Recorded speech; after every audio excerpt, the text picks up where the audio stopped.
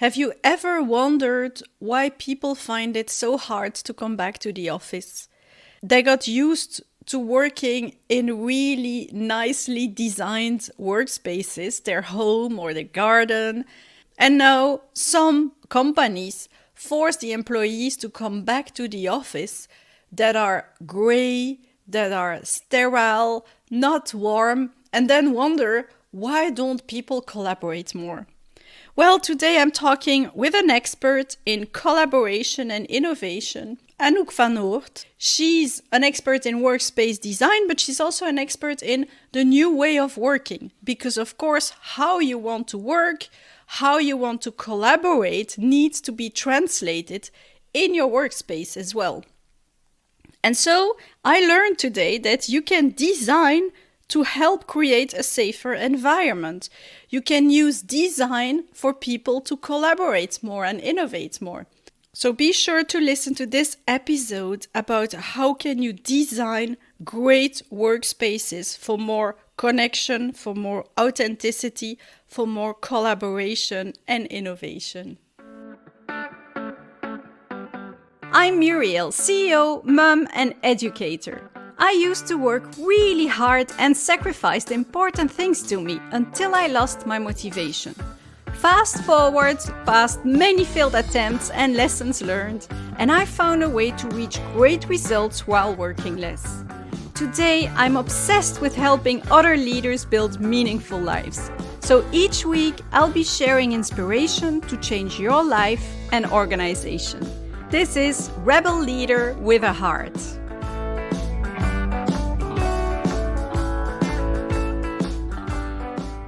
Hello, Anouk. How are you? Good. And you? Great. Nice to have you here. Thank for you. A very hot topic, a topic that a lot of companies have questions about, and that is how to design a team for more collaboration and more connectivity, but not only design the team, but also design the workspaces for that. Yes. Maybe you can explain a little bit who you are? Yes, I can. Absolutely. Thank you. So my name is Anouk van Oordt. I am originally born in Amsterdam. I'm Dutch. And I came to Belgium in 1992. So a lot of years ago, 30 years ago in the meanwhile. And I have since always been very interested in analyzing how people work. And 12 years ago, we started the agency OOO. And what we do is we transform the way companies work, and we bring alignment between the values and the strategy and the way people internally behave, collaborate together, and how the design is implemented. So we really make a coherence in between these three pillars. And maybe something like what we preach, we practice what we preach. So what we say on the outside, we bring it to life on the inside. Wonderful. And a very hot topic, especially since the pandemic, because across the world, the way we work has changed, and it has changed forever. There is no going back to everyone full-time at the office. No. What we now see is that most organizations, they allow the hybrid way of working with usually, but still with the idea that they still want to force people to come 2 or 3 days to the office. Yeah. And what I hear then from the employees is that a lot of them are frustrated because statistics show that I think it's approximately 20 to 30% would like to work full-time remote, 20 to 30% would like to work full-time from the office, but the big majority would like to work both. But what happens now is that in a lot of organizations, people are forced to come work at the office and then end up spending almost their whole day in virtual meetings at the office. Yeah. So I don't know if it's your experience as well. And if that's a question also, how can you help organizations to really have this, I think we call it activity-based collaboration, where people come to the office to collaborate, to innovate, to brainstorm, to connect with each other, but not to spend their whole day behind a computer in a virtual meeting. Okay, thank you for the introduction. It's correct that we have there has been a movement, and it's all. I always like to analyze what we've been doing and where we're going, and what the pandemic has brought as an insight.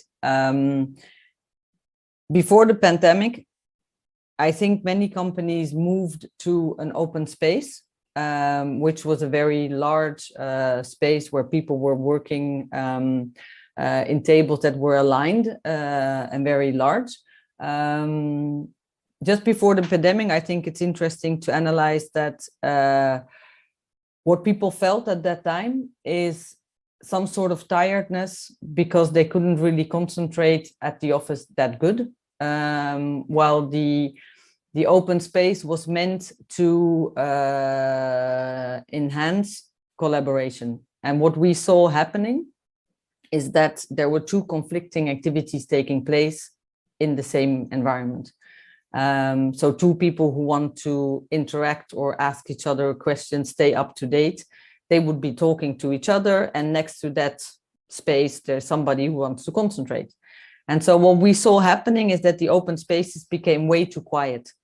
I think many times we, for even these open spaces, which were mostly one size fits all layouts, we talked about that it was an activity-based work environment.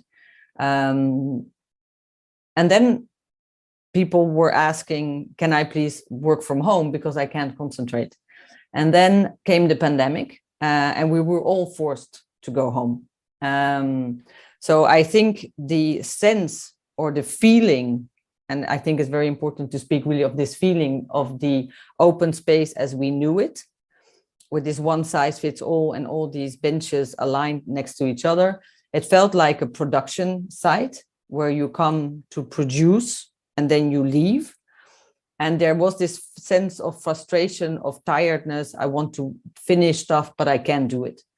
And then we were all forced to go home. And people, I think, for the first time experienced a real activity-based, because we live in a house which is activity-based. So we have a kitchen where we cook. We have a garden where you can sit outside and enjoy that. You have a bedroom, bathroom, living room, working room, or whatever. And I think what you see is what happened is that people at the first time, they sense what it is to take own responsibility, to choose where am I going to do it, because nobody saw what you were doing. So they experienced that freedom. But alone. Yeah, they were alone. That is definitely true. But in the beginning, I think people enjoyed that freedom. Yes. And then came an isolation feeling. Mm-hmm. I think all of us together today, we have to be careful is that people who experienced these both worlds, when now saying you have to come back to the office and they come back to what they knew, they will automatically, that frustration will be felt as being bigger. Mm-hmm. Yes, definitely. Because they have experienced. Yes. And so I don't say that everybody has to change, of course, everything, because that's maybe a major investment in time and in finance. But I think it's important to say, what is the sense of the office? Why do we want to come to the office? What does it make? Does it make sense to come to the office? When are we coming to the office? And to keep cohesion in the team, how often do we have to come? And if we see each other, what do we do? I think in our world, and I don't know really why, but I think it gives some sort of strength or foundation to people to live in a black and white world where it's either this or it's that. And I would like to invite people to go more to the gray, because I today hear very often that the office only is for connecting and collaboration. And if I listen to people, why would you come to the office? We have many people who say, because I like it to go there, even while working alone. And so I think it should be a bit of everything, and that the experience of being able to make your own choices should be implemented in that world where there is a little bit of everything. So if you analyze all the activities that people do in an office, and then you create the diversity, but a real diversity of workspaces and work environments, where you have spaces where there's really this spiritual calmness, where you're not connected, where there is this space where there's really very dynamic and very high level of energy coming from people interacting with each other, and all that is in between. So there you will have individual and collaboration environment. So I think I would say, let's dare to go to gray, and have black, white, and gray, and then let people choose what they want to do. But imagine together what is making sense for us and what is useful for us to do or valuable. Yeah. And when I compare to that, because I also work in a co-working space. Yeah. And from the start, even before the pandemic, I really loved that space because you have all these things. So yeah. I go there, I might have a couple of meetings online and then I can isolate myself to have these meetings, or I choose where I sit. Sometimes I feel like I want to have a lot of connection, and then I sit near the reception where I know that a lot of people pass through and I can chat. Sometimes I need some calmness because I need to really move forward with some projects, and then I go sit really at the back somewhere, a little bit more isolated. And it's true, it's part of what I like there, because it also creates the mindset for every activity that you need. Absolutely. And I think it's important that we understand that behind every activity, even though the activity might be the same, the person behind it doing the activity, they're not the same. Mm-hmm. And we are all different. And so therefore, I think it's very important to create this diversity for inclusion of people. And that we, again, dare to go into the gray zone, where it's less black and white, where it's less only introverts or extroverts. I think there is a whole lot of more to us as people. And I think the way at Triple O, the way we use the levier of design to really bring a soul back into the office. The environment as we know it today is used by very sterile materials. Mm-hmm. Gray usually. Yeah, gray again. We don't. Yeah, but there the gray is, I think, not the most positive of gray. But the materials we'll use they're mostly made of some sort of plastic, so that it won't be damaged or it can take fire. But then the soul that is there is kind of cold and distant. And so if we want to connect, we have to create safe spaces. So the way we work with our clients is really to create, on the one hand, a safe environment to dare to interact and to dare to be authentic. And on the other hand, if you create a space that feels safe, this safeness, that I dare to speak to somebody, and so then everything falls into its places. Yeah, that was going to be my next question, because creating a safe environment is crucial today in our complex, fast world. We need teams to solve problems, and teams function best when you have the safe environment. Yeah.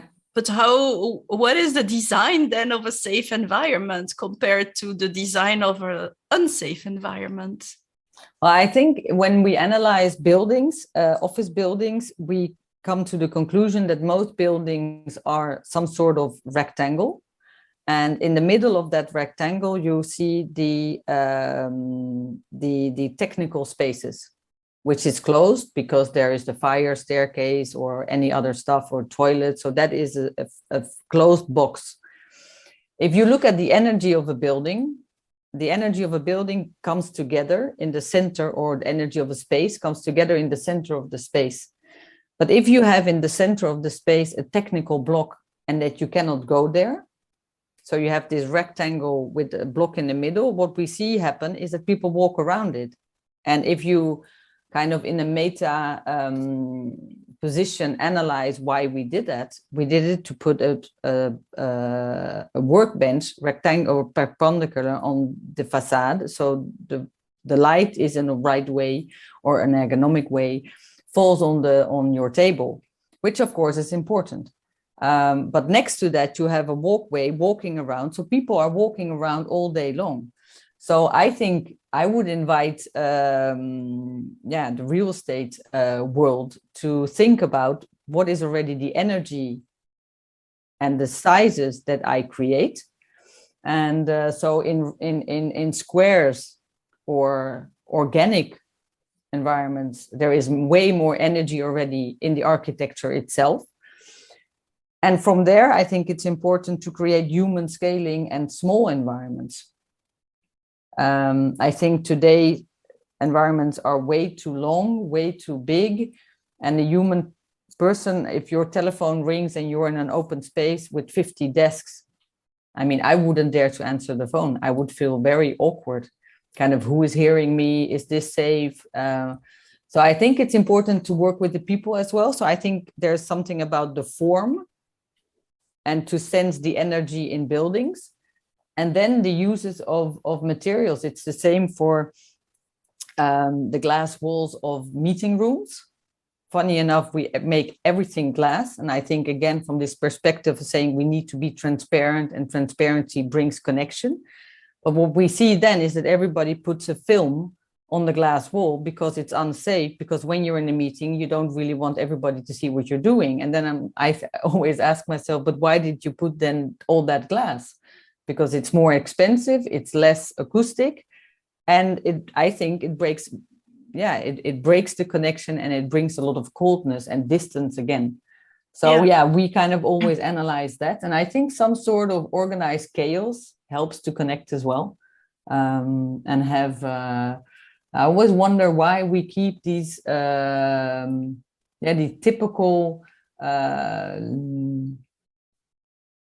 furniture or ceilings that are these squares, and that everything is removable.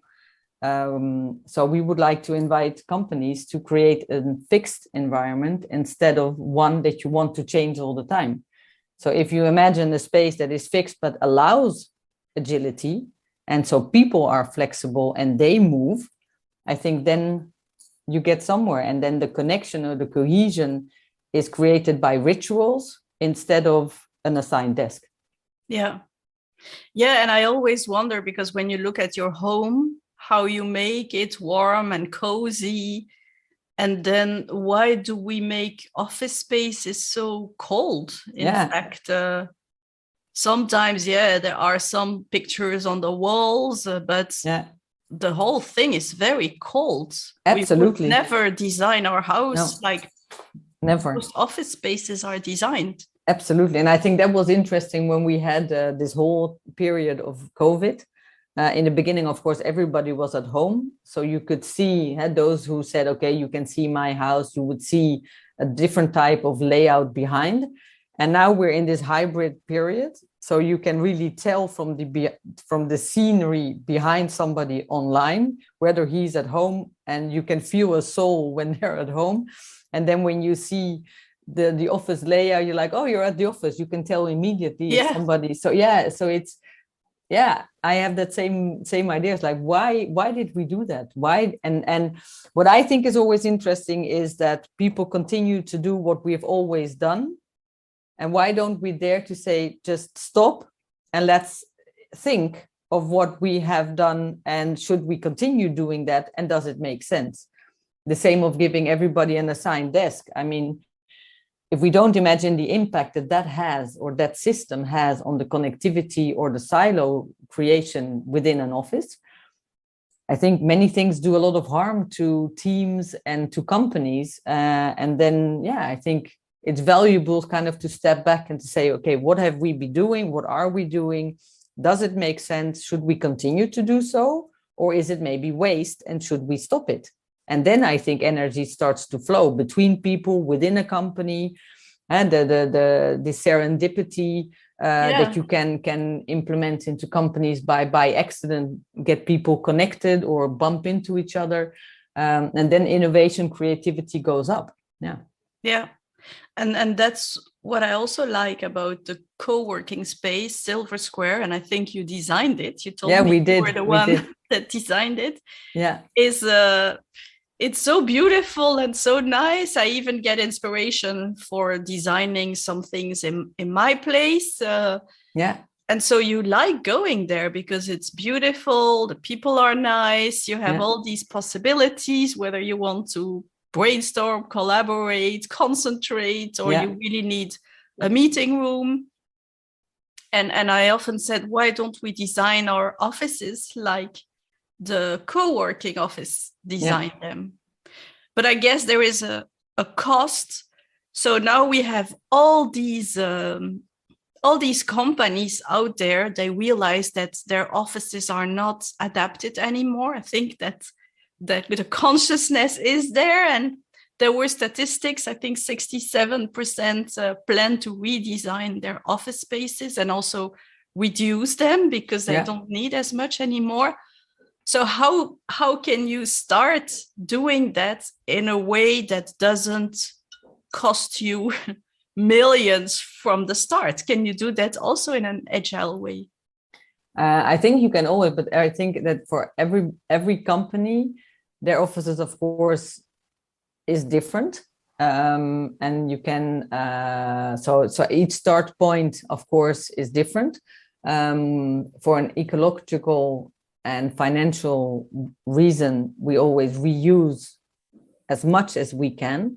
But if you want to change the atmosphere and go from a sterile look and feel, or and go to more ambiance or a soul, just putting a sticker on the wall won't make it. So No. sometimes you have to be kind of radical if you really want to create this space. It's kind of the same if you look at restaurants. There are some restaurants where we just love to go, and when you go there, there's something happening to the group that you come with, and then there's this match of saying, we're talking, we had this great time, there was all this energy. And if you would go with the same group to another type of restaurant where it feels cold, the light is too white, and I have this carrelage or whatever on the floor, you're like, hey, that was the same group, but I don't know, there was something, it was just not working that well. And so I think there is, of course, first of all, analyze what is the environment, what we have, what is the energy of the building itself, and then what type of materials or things should I have to take out to bring in a soul. And so that's, I think, what we did. If you look at Silver Square, I think we took away everything that looks like a traditional office, and we kind of said, okay, let's try to make a coquille where you have a soul, and then we Build put in around place, that soul. yeah, and we put little things, but on the right spot and maybe in the right way, and then we let the humans create the rest. So yeah, I think it's a difficult question to answer because not all companies are the same. And I think that if you want to build something with your people, I think it's important to give time as well to people to do it and to imagine together. We strongly believe in the power of the crowd. So we always work together with all the layers of the company. We work together hand in hand with them.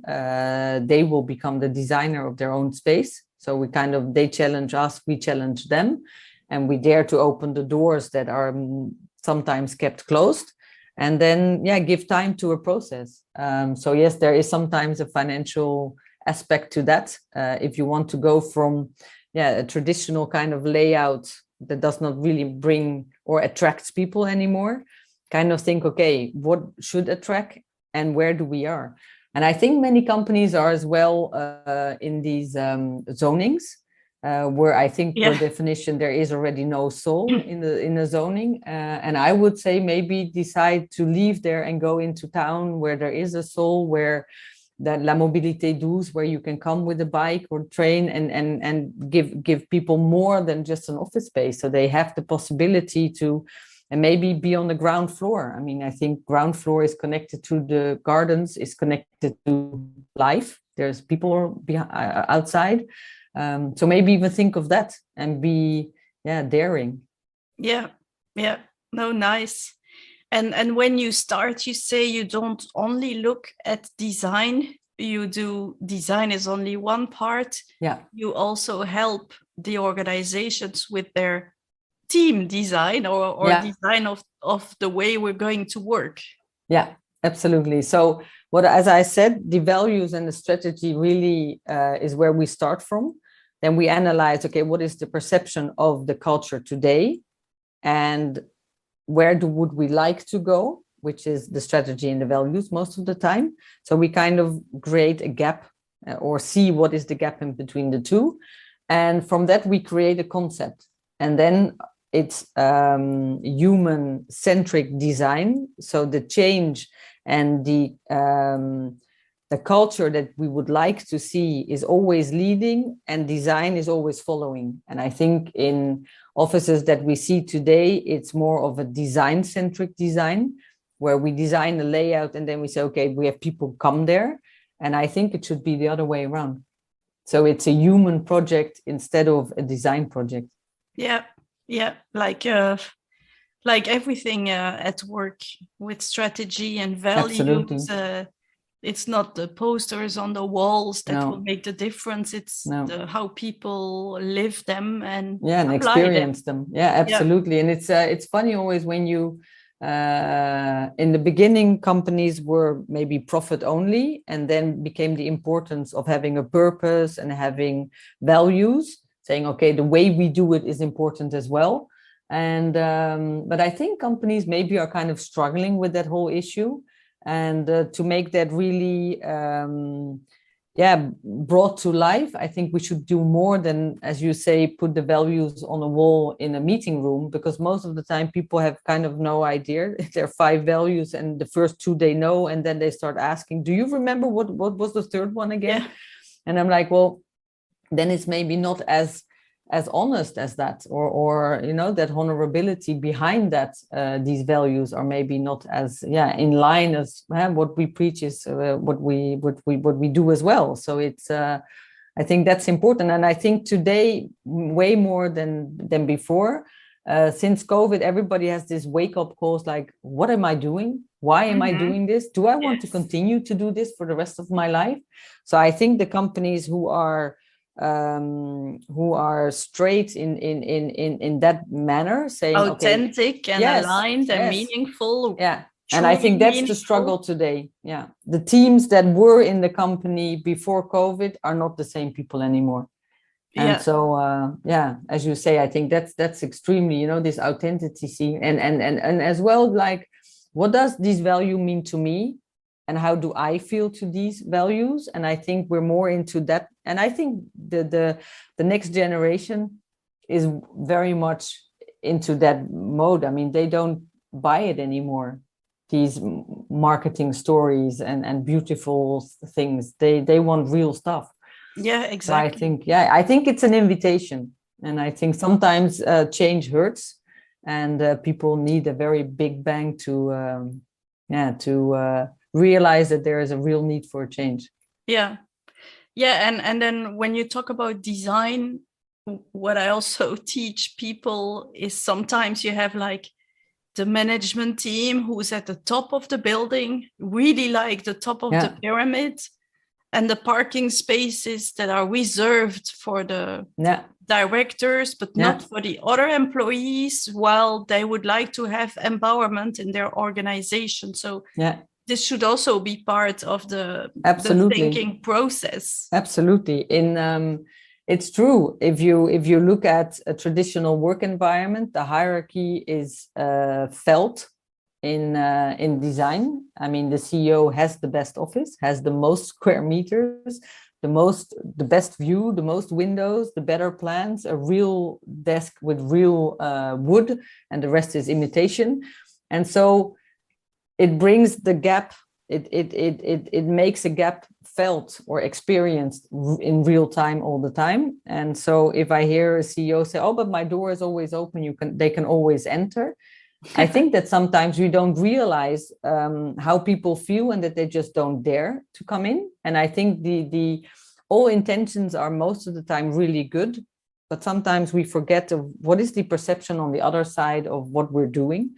And I think there's so hierarchy will always be there. And that's, I think, is okay. But if you have it felt in that hierarchy has access to more than on a functional basis, I think we can do better. And I think that if a CEO needs to concentrate or an employee needs to concentrate, it's still two people concentrating.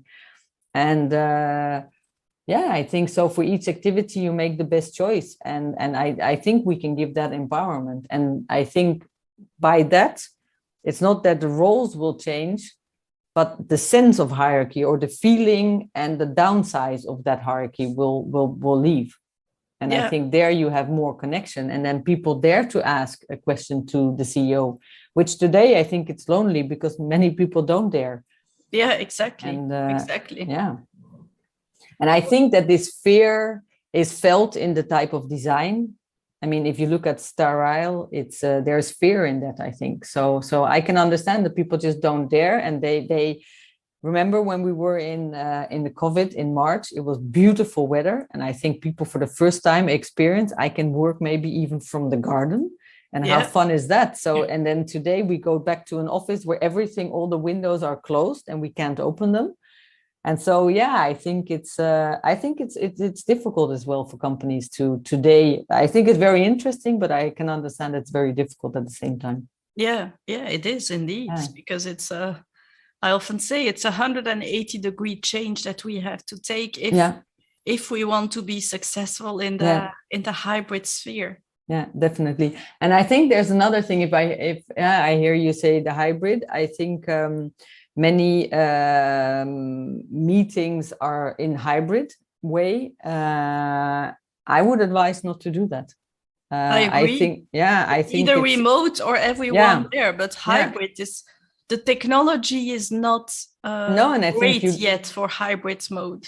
Yeah, and I think it's true. And I think on the same hand, it's maybe it's not necessary. I think what we see today is that people come to the office on a Tuesday and a Thursday, and Monday and Fridays and Wednesdays become kind of taking care of house or kids and longer weekends or less traffic, which I understand, of course. But on the other hand, I think for leadership or teams, it's very complicated to really get connected. And I think that if we have a space where you want to go to and that the office is the place to be and there's more than just working there, I think we will get out of that passage of saying, I mean, teams today on a Wednesday having a meeting all together, people just can't manage it anymore. So we get to this hybrid, and then you get the first row class is the ones are in the room, and the ones online, are they really listening? Are they really there? Because I would feel disconnected as well if I would be online and the rest is in a room. It's not the same. So you are disconnected, and then I'm just asking myself, why are we doing this? So I think it's an invitation as well to people to say, okay, let's look at my agenda for this week now, how I organize my week, and then say, should I still keep all these team meetings back to back and at 2 go from one to the next, and this sense of I can't even breathe in between? Yes. So I would say, let's stop that and say no to a lot of meetings and say, let's start all over again. And then think, okay, when do we get together physically? And if we are physically, are we in a room with a big table in the middle? We now, for a client, are creating campfire meeting rooms where there is no Wi-Fi and no screens. Mm-hmm. And it's just sitting around the campfire to connect. Yeah. And so I think that makes sense. And then say, if I get together, I really connect with people and not have 3 people hanging in a call somewhere in that room as well. So it's... Yeah, and that also creates connections. And when I give workshops, I always ask, okay, I don't want any tables. I just want the chairs. Yeah. And so, you can have 1 or 2 tables in the back if people need to write something. But and so people sit in a circle or definitely. And it creates already a bond that you usually don't have, because usually you have like the table in between you. Absolutely. That is creating the disconnect. Yeah. But that's, again, as you say it, that's architecture that helps or doesn't help. Definitely, absolutely. And I think we many times underestimate that. It's the same of having a one-to-one with your leader, and if he would have his own desk and you come at his desk, it gives an all different feeling or discussion if you would go to a meeting room that looks much more like a living room, where it's a shared space and it's not his or hers, or you go for a walk. So I think the whole impact of design is enormous on how people feel, how they behave, and how they experience working. Yeah, I completely agree. And no, I'm moving closer to my co-working as well. And I know I will love to, I have a podcast meeting, I do it from home. Yeah. And then after the podcast, I walk to my co-working and I go there for a couple of hours. And so for me, it won't be like one full day at the office or one full day at home. I like combining both. Yeah, absolutely. Sometimes I need to talk to people. Yeah.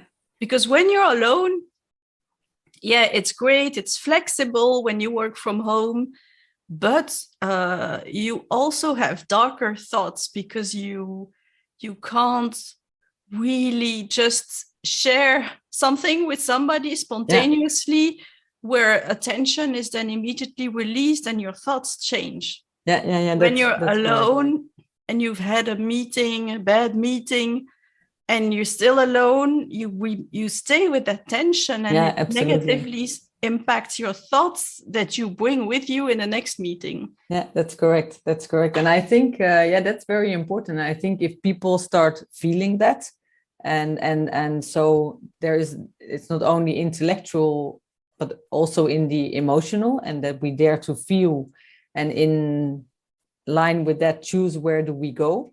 And I think it's again an invitation to maybe allow to every week to be different and every day to be different, instead of these fixed home working days, because you never know. Every week I think at the office is different, and every week the work you do, there is a variety there.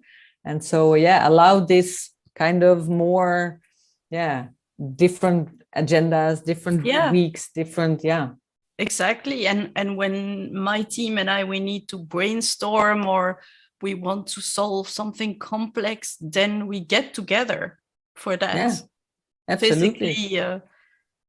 But otherwise, we all work from wherever we want to work. It doesn't mean home. It can be co-working. Absolutely. And it can be outside. I mean, many things. If you change environments and you even go, now it's really beautiful weather, go with your team outside, sit in the park, and you will see that it really brings new ideas.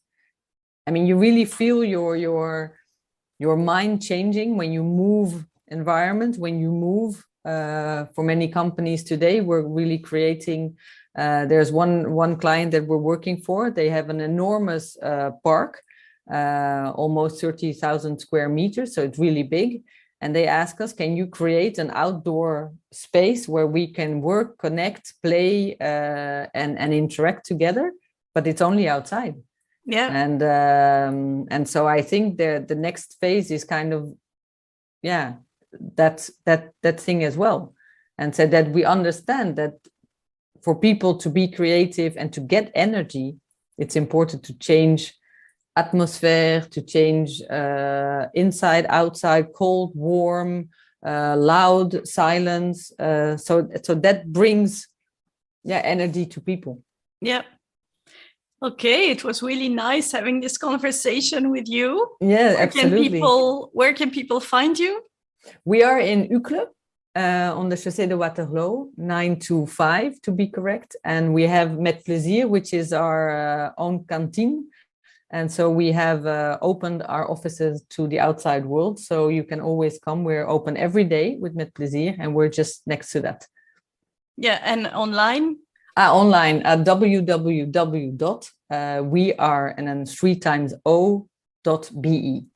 Okay, great. We'll put it in the show notes. Thank you. Well, thank you very much, Anouk. It was a pleasure having you here. Absolutely. I'm sure a lot of people got great ideas from it. I hope so. Yeah, and they need it. We need it. We really need more energy in the workspace. So absolutely. Thank you very much. Yeah, you finished another episode of Rebel Leader with a Heart. If you want more, go to rebelleaderwithaheart.com for show notes and past episodes. If you love the show, subscribe, leave a review, and share it with a friend. The more, the merrier. Thanks for tuning in and have a great week, you Rebel Leader with a Heart.